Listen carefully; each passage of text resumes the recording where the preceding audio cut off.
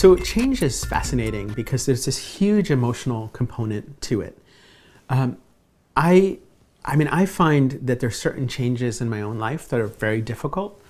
I want to be healthier.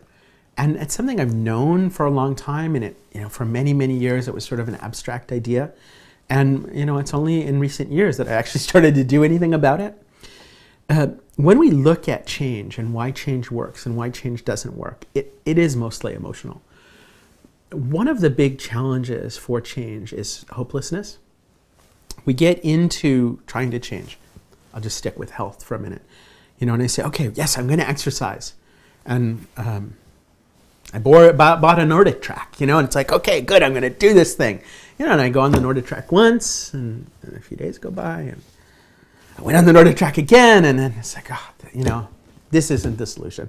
This doesn't work for me. And I start making up all kinds of excuses not to do it. And then the Nordic track was sitting there in my room, for a long time. And every time I looked at it, I felt guilty. And I felt helpless. And I thought, well, I'm never going to be able to do this. I was with a friend who's very fit, in his 50s, and he's like super healthy. And at the time I thought that was a little annoying.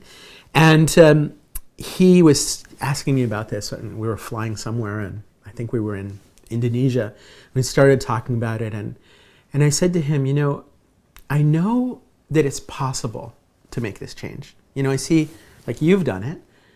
I even know what some of the things that I need to do are, but I don't believe that I can do it.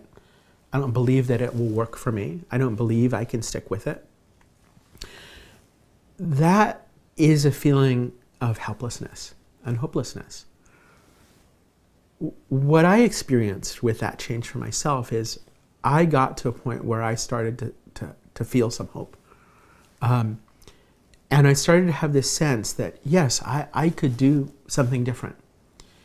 And part of it is because I had an accident, and I couldn't walk for several months. And I learned to walk again, and I learned I can jog now, and it was like, that was a big deal for me. And I realized there were things that were impossible for me.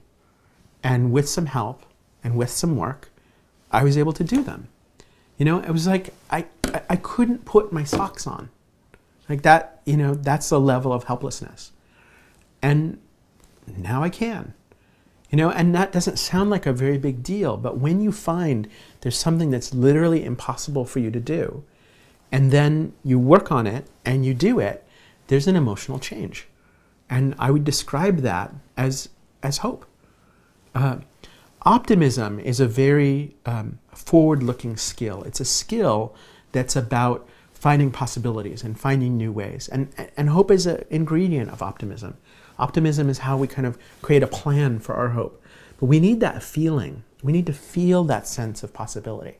And when we feel that sense of possibility, we're willing to take the risk to try again.